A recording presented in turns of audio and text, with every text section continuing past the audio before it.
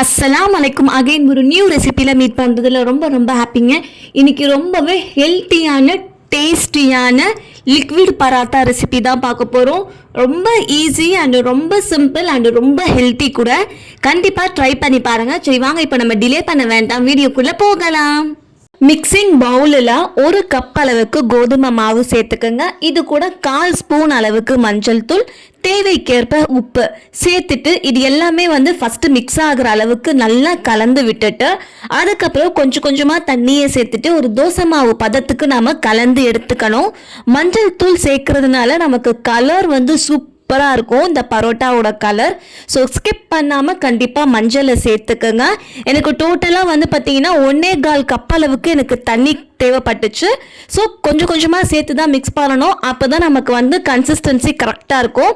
அதே போல் அந்த கெட்டிகள்லாம் எதுவுமே இருக்கக்கூடாது. ஸோ அந்த அளவுக்கு நல்லா நீங்கள் பீட் பண்ணி கலந்து எடுத்துக்கோங்க. அவ்வளவுதான், நம்மளோட பேட்டர் சூப்பராகவே ரெடி ஆயிடுச்சு. இது ஒரு சைடு இருக்கட்டும். இப்போ இது கூட நம்ம சேர்க்க வேண்டிய தாளிப்பு மசாலாவை நம்ம ரெடி பண்ணிடலாம். அதே போல் பார்த்தீங்கன்னா ரொம்ப தண்ணியாகவும் இருக்கக்கூடாது, ரொம்ப திக்காகவும் இருக்கக்கூடாது. கரெக்டான கன்சிஸ்டன்சியில் ரெடி பண்ணிங்க அப்படின்னா நமக்கு பரோட்டா டைப்பில் ஊற்றும் போது பர்ஃபெக்டாக வரும். ஸோ இப்போ இது ஒரு சைடு இருக்கட்டும். கடாய் சூடானதுமே 2 டேபிள் ஸ்பூன் அளவுக்கு எண்ணெய் சேர்த்துக்கோங்க. எண்ணெய் சூடாயிட்டு வந்ததுமே 1 ஸ்பூன் அளவுக்கு கடுகு, 1/2 ஸ்பூன் அளவுக்கு உளுத்தம்பருப்பு சேர்த்துட்டு இது நல்லா பொரிஞ்சு வந்ததுமே 2 ஸ்பூன் அளவுக்கு கடலைப்பருப்பையும் சேர்த்துருங்க. 1/2 ஸ்பூன் அளவுக்கு சீரகத்தையும் சேர்த்துட்டு இதை நல்லா நம்ம ஃப்ரை பண்ணி எடுத்துக்கலாம். இது நல்லா நமக்கு வதங்கி வந்த பிறகு ஒரு மீடியம் சைஸ் வெங்காயத்தை நீட்டு வாக்கில் நல்லா மெலிசா சீச்சிட்டு சேர்த்துக்குங்க. அப்போ தான் நமக்கு சீக்கிரம் வதங்கி வரும். வெங்காயம் கொஞ்சம் போல் நமக்கு வதங்கி வந்ததுமே பொடியாக நறுக்குன கொத்தமல்லி, கருவேப்பிலை, ஒரே ஒரு பச்சை மிளகாய், இந்த மூணுத்தையுமே நல்லா பொடியாக நறுக்கிட்டு சேர்த்துக்கோங்க. அப்போ தான் நமக்கு சாப்பிடும்போது நமக்கு அந்த ஒரு டிஸ்டர்பன்ஸ் இருக்காது. ஸோ நல்லா பொடியாக நறுக்கிட்டு இதையுமே கொஞ்சம் நேரம் போல் நல்லா வதக்கி விட்டுட்டு குட்டி தக்காளி கட் பண்ணி ரஃப்பாகவே ஆட் பண்ணிக்கலாம். உங்ககிட்ட குட்டி தக்காளி இல்லை அப்படின்னா பெரிய தக்காளியில் ஒரு பாதி அளவுக்கு சேர்த்துக்கிட்டா போதும். அது கூட தேவையான அளவு உப்பு, 1/2 ஸ்பூன் அளவுக்கு பெருங்காயத்தூள் சேர்த்துட்டு இதை நல்லா வதக்கி விடுங்க. தக்காளி பார்த்தீங்கன்னா நமக்கு நல்லா வதங்கி வரணும். ஸோ அந்த அளவுக்கு நம்ம வதங்கி எடுத்துக்க போகிறோம். இது வரைக்கும் நம்ம சேனலை சப்ஸ்கிரைப் பண்ணலை அப்படின்னா மறக்காம சேனலை சப்ஸ்கிரைப் பண்ணுங்க. பக்கத்தில் இருக்கிற பெல் பட்டனையும் ப்ரெஸ் பண்ணுங்க. அப்போதான் நான் போடுற வீடியோஸ் எல்லாமே உங்களுக்கு நோட்டிஃபிகேஷனில் காட்டும். அவ்வளவுதாங்க, தக்காளி சூப்பராகவே வதங்கி வந்துருச்சு. இந்த ஸ்டேஜில் ஸ்டவ்வை ஆஃப் பண்ணிட்டு இதை கம்ப்ளீட்டாக நல்லா ஃபேன் காற்றுல ஆற வச்சுட்டு தான் நம்ம மாவில் சேர்க்கணும். ஸோ இது ஃபுல்லாக கூல் டவுன் ஆகட்டும். நம்மளோட மாவுமே ஏற்கனவே நம்ம ரெடி பண்ணி வச்சுருந்தோம் இல்லையா? ஸோ பர்ஃபெக்டாக இருக்குது. இந்த ஸ்டேஜில் நம்ம தாளித்து வச்சுருக்கோம் இல்லையா, அதை அப்படியே கொட்டிட வேண்டியது தான். ஸோ நல்லா ஆற வச்சு சேர்த்துக்கங்க. உங்களுக்கு இந்த ஸ்டேஜில் மாவு கொஞ்சம் போல் திக்காக இருந்த மாதிரி இருந்ததுன்னா நீங்கள் கொஞ்சம் போல் தண்ணியை சேர்த்து கூட நம்ம கலந்து விட்டுக்கலாம். பட் நோட் பண்ண வேண்டிய ஒரே ஒரு விஷயம் பார்த்தீங்கன்னா மாவு ரொம்ப தண்ணியாக இருக்கக்கூடாது. அந்த ஒரு விஷயத்தை மட்டும் பார்த்துக்க வேண்டியது தான். அவ்வளோதான், தாளிச்சதை கொட்டிட்டு நல்லா கலந்து விட்டுக்குங்க. நம்மளோட மாவு பார்த்தீங்கன்னா நல்ல ஒரு லைட் எல்லோயிஷ் கலரில் கிடச்சிருக்கு.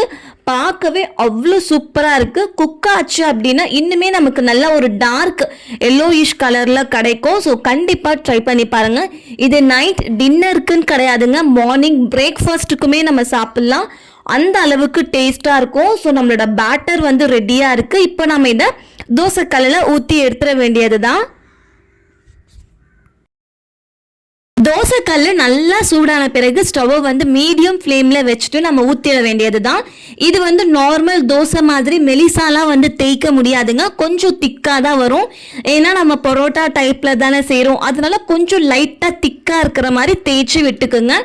இது ஃபுல் அண்ட் ஃபுல் நம்ம மீடியம் ஃப்ளேம்லேயே தான் குக் பண்ணணும். அப்போ தான் நமக்கு உள்ளுக்குள்ளேயும் நமக்கு நல்லா வெந்து வரும். ஸோ மீடியம் ஃப்ளேமில் வச்சுட்டு நல்லா ஒரு சைடு நமக்கு குக் ஆன பிறகு கொஞ்சம் போல் எண்ணெயை விட்டு அதை அப்படியே திருப்பி போட்டு 2 சைடுமே நம்ம எப்படி தோசை குக் பண்ணுவோமோ அதே போல் தான் நம்ம குக் பண்ணி எடுக்கணும். அவ்வளோதான், நம்மளோட லிக்விட் பரோட்டா ரெடிங்க. இது நார்மல் தேங்காய் சட்னி, புதினா சட்னி, சாம்பாரோட சாப்பிட்டீங்க அப்படின்னா அம்புட்டு டேஸ்ட்டாக இருக்கும். ஸோ கண்டிப்பாக ட்ரை பண்ணி பாருங்கள். நாம எடுத்த ஒரு கப்பு கோதுமை மாவுக்கு எனக்கு 6 பரோட்டா கிடைச்சதுங்க. ஸோ ரொம்ப ரொம்ப சூப்பராக இருக்கும். கண்டிப்பாக ட்ரை பண்ணி பாருங்கள். உங்களுக்கு என்னோட ரெசிபி பிடிச்சிருந்தா மறக்காமல் லைக் பண்ணுங்கள். உங்கள் ஃபேமிலி அண்ட் ஃப்ரெண்ட்ஸ் கூட ஷேர் பண்ணுங்கள். இதே போல் நம்ம மீதி உள்ளதையுமே சுட்டு எடுத்துட வேண்டியது தான்.